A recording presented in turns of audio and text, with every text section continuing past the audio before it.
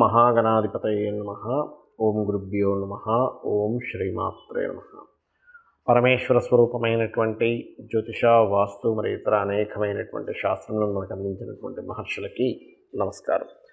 హయగ్రీవ హయగ్రీవ హయగ్రీవేతి యో వదేత్తస్య నిస్సరతే వాణిజ్యభూకన్యా ప్రవాహవత్.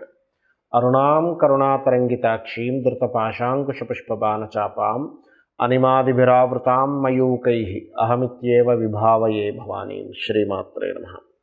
ప్రేక్షకులకి ఆ లలితాంబిక అమ్మవారి యొక్క అనుగ్రహం పరిపూర్ణంగా కలగాలని మనస్ఫూర్తిగా కోరుకుంటూ మనం ఈరోజు చెప్పుకోబోయేటువంటి టాపిక్ ఏమిటి అంటే, నాది పలానా రాశి లేదా పలానా లగ్నము అంటూ ఉంటారు.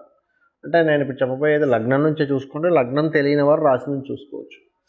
అలాంటి వారికి చతుర్థాధిపతి అంటారంటే 4వ స్థానాధిపతి జ్యోతిష్శాస్త్రరీత్యా. ఆ 4వ స్థానాధిపతి కనుక మీ జన్మజాతకంలో ఏదైనా ఒక గ్రహంతో కలిసి ఉంది, అప్పుడు మీరు ఏదైనా ప్రాపర్టీ కొనుక్కోవడం ద్వారా బాగుంటుంది. అలా కాకుండా కలవకూడనటువంటి గ్రహంతో కలుస్తాయి కొన్ని. అంటే ఎలా అంటే, చిన్న ఎగ్జాంపుల్ చెప్పాలంటే నీరు నిప్పు కలవదు కదా.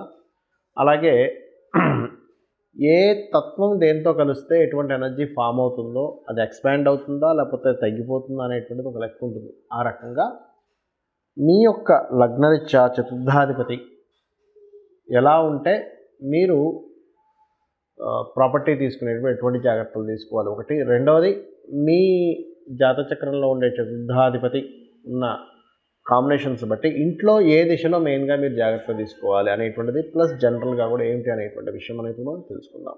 గృహాన్ని ఎంపిక చేసుకునేటప్పుడు వర్గు అనేటువంటిది ఒకటి ఉంటుంది, మనం చెప్పుకుంటున్నాం ప్రతిసారి కూడా. అలాగే ముందుగా మనం మేష లగ్నం వారు తీసుకుందాం.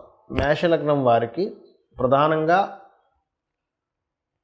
మీరు ఏదైనా ఆస్తి తీసుకోవాలి అన్నప్పుడు చూసుకోవాల్సింది ఏమిటంటే, చతుర్థాధిపతి చంద్రుడు ఎలా ఉన్నాడు అనేటువంటిది ప్రధానంగా తీసుకోవాలి. 4వ స్థానాధిపతి. ఆ చంద్రుడు పర్సనల్ చార్ట్లో తీసుకుంటే మరలా ఆ చంద్రుడు ఇంకో గ్రహంతో కలిసి ఉన్నప్పుడు ఇంకొక గ్రహానికి మీ యొక్క ఆస్తి కారకుడు, మీ యొక్క ప్రాపర్టీ కారకుడు యొక్క కారకత్వం అందజేయబడుతుంది. ఇప్పుడు చంద్రుడు కనుక ఉదాహరణకి మీరు అమావాస్య సమయంలో పుట్టారు, మేషలగ్నంలో పుట్టారు, అమావాస్య సమయంలో పుట్టారు అనుకోండి, అప్పుడు మీరు చాలా జాగ్రత్తగా ఉండాలి. ఏది? ఈ యొక్క ప్రాపర్టీ తీసుకునేటప్పుడు. మరి దానికి పరిహారం ఏమిటండి? జాగ్రత్తగా ఉండాలన్నారు ఏమిటి అంటే, ఒకటి గుర్తుపెట్టుకోండి, అమావాస్య జననం అయినంత మాత్రం అన్ని ఇబ్బంది వస్తుందని కాదు. లక్షాధికారులు, కోటీశ్వరులు కూడా అవుతారు, అందులో ఎటువంటి సందేహం లేదు, మీ ధనాధిపతి బాగుంటాయి. ఇది కేవలం నేను చెప్పేది ప్రాపర్టీ రిలేటెడ్ ఇష్యూ సంబంధించిన విషయమే. ఎందుకంటే 4వ అధిపతి చంద్రుడు అవుతాడు కాబట్టి, చంద్రుడు వీక్గా ఉన్నాడు మీ జాతకంలో. అప్పుడు ఏం చేయాలి? చంద్రబలాన్ని పెంచుకోవాలి. ఎలా పెంచుకోవాలండి? ఒకటి, మెడిటేషన్ చేసుకుంటూ. రెండవది, అన్నదానం ఇచ్చుకుంటూ. ఎవరికైనా అన్నం, ఇప్పుడు రోడ్డు మీద ఉంటారు చూడండి, పాపం భిక్షాటం చేసుకునే వాళ్ళు ఉంటారు, వాళ్ళకి ఫుడ్ కూడా ప్రాబ్లం ఉండదు, అలాంటి వాళ్ళకి అన్నదానం. వస్త్రదానము, లేదా బియ్యము, తెలుపు రంగు వస్త్రము మీకు దగ్గరలో ఆలయంలో ఉన్నటువంటి పురోహితులకి దానంగా ఇవ్వడం. మరియు ఇక్కడ మరొక విషయం ఏంటంటే, సూర్య నమస్కారాలు చేసుకోవడము, గోవులకి గోధుమ రవ్వ ప్లస్ బియ్యం పిండి తినిపించడం. ఇవి చేయాలి ముఖ్యంగా. ఇది అమావాస్య జననమై మేషలగ్నమై పుట్టారంట, అంటే మేషలగ్నం ఆరు మేషరాశి. అప్పుడు ఎందుకంటే ఇది చేయాలి, చాలామందికి చూడండి, ఒక ప్రాపర్టీ కొంటారు, అక్కడి నుంచి కష్టాలు స్టార్ట్ అవుతాయి. ఎందుకు? వీళ్ళు ఎటువంటి రెమెడీ చేసుకోకుండా కొనుక్కున్నారు.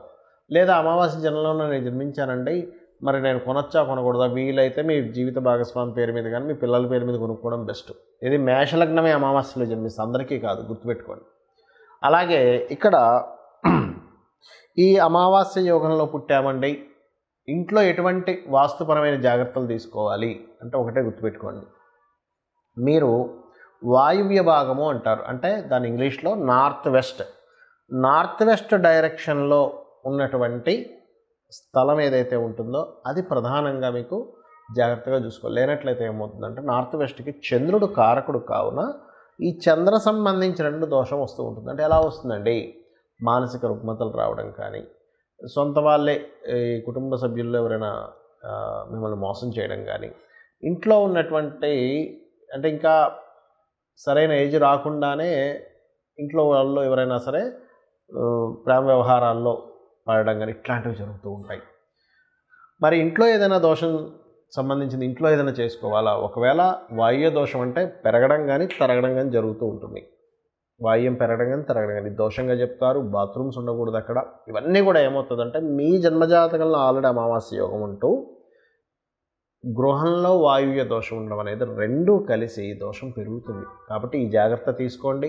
ఇంట్లో వీలైనప్పుడల్లా లలితాసహస్రనామాలు ప్లే చేయండి, గుగ్గిలం వేస్తూ ఉండండి, ఇంట్లో సాంబ్రాన్ని వేస్తూ ఉండండి. ఖచ్చితంగా మీరు ఇబ్బంది పడుతున్నటువంటిది క్లియర్ అవ్వడం జరుగుతుంది.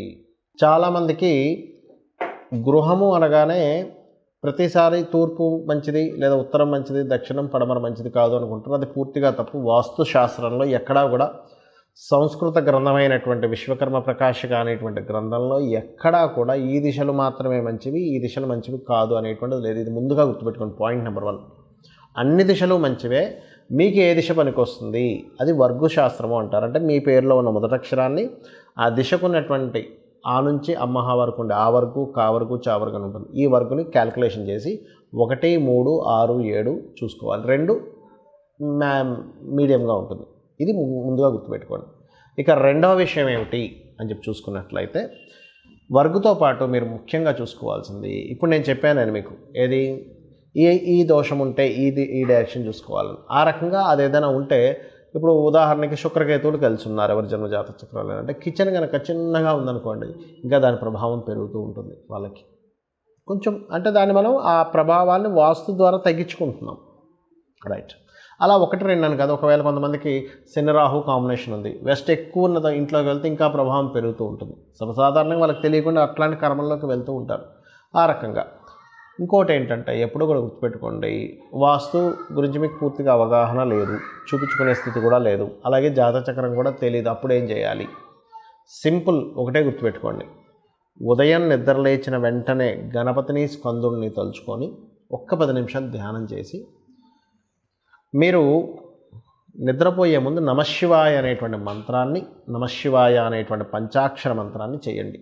ఇంట్లో మీకు ఎంత వాస్తు దోషం ఉన్నా, జాతచక్రంలో ఎంత దోషం ఉన్నా కూడా ఇది మిమ్మల్ని ఎంతో కొంత కాపాడుతూ ఉంటుంది. నిత్యము కనుక చేయగలిగితే, ఏదో ఒకరోజు చేశానండి, ఒకరోజు చేయగానే నాకు ఎటువంటి మార్పు రాలేదు అనకండి. నిత్యము చేయండి, మీరే చూస్తారు మార్పు అనేటువంటిది. అలాగే లలితా సహస్రనామాలు వినడం, చదవడం ఉదయం సాయంత్రం చేయండి. అంటే ఎటువంటి దోషాలు ఉన్నా కూడా తొలగిపోతాయి దీనివల్ల. విష్ణు సహస్రనామాలు కూడా చేసుకోవచ్చు. ఇక మరొక విషయం ఏంటంటే ఇక్కడ మీరు గమనించవలసినటువంటిది, ఇప్పుడు ఇంట్లో ఏమైనా చేంజెస్ చేస్తున్నారు, కలర్స్ వేస్తున్నారు. Colours is also most important వాస్తుకి. కాబట్టి ఎటు పడితే అటు, ఏ రంగు పడితే ఆ రంగు వేయకుండా ముఖ్యంగా ఉత్తరం వైపు వైట్ కలర్ ఉండేలాగే చూసుకోండి. ఎందుకంటే అక్కడ వైట్ కలర్ కనుక లేదు అంటే ఫైనాన్షియల్ మీద ఎక్కువ దెబ్బ పడుతుంది. మన జీవితాలన్నీ కూడా ఫైనాన్స్తో ముడిపడి ఉంటాయి. ఏదైనా ఒడిదుడుకులు వచ్చాయంటే ఫైనాన్స్తో సంబంధం ఉంటుంది. ఎందుకంటే ఉత్తరం కేవలం ఫైనాన్స్ ఒకటే కాదు, ఉత్తరం ఫైనాన్స్ అయితే ఉత్తర ఈశాన్యం అనేటువంటిది మనకి ఆరోగ్యం. ఎవరైనా ఏమంటారు, ఆరోగ్యం బాగుంటే చాలండి, ఆరోగ్యమే మహాభాగ్యం అంటారు. అందుకని ఉత్తరం గోడ మొత్తం వైట్ ఉండాలి. అలాగే ఈశాన్య భాగం, ఉత్తర ఈశాన్యం వైపు తర్వాత వచ్చే ఈశాన్యం ఆలోచన, ఇటువైపు చూసుకుంటే ఉత్తర వాయువ్యము, వాయువ్యం వైపు కనుక చూసుకుంటే ఇదంతా వైటే ఉండాలి. వాయువ్యం నుంచి ఈశాన్యం వరకు మొత్తం వైటే ఉండాలి, గుర్తుపెట్టుకోండి. ఈ వాయువ్యం కూడా ఆరోగ్యాన్ని చెప్తుంది, మనస్థితిని చెప్తుంది.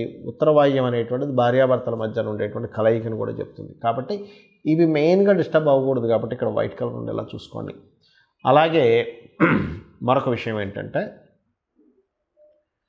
వాస్తుపరంగా కానీ జాతకపరంగా కానీ మీకు ఎన్ని పూజలు చేస్తున్నా అవ్వట్లేదు అంటే దాని అర్థం ఏమిటి అంటే, మీకు దేవతా అనుగ్రహం సరిపోయింది. అక్కడ ఎన్ని పూజలు చేస్తున్నా మీకు పనులు ముందుకు కావట్లేదు అంటే ఇంకా కావాల్సింది అంటే పితృదేవత అనుగ్రహం కావాలని మీరు అర్థం చేసుకోవాలి.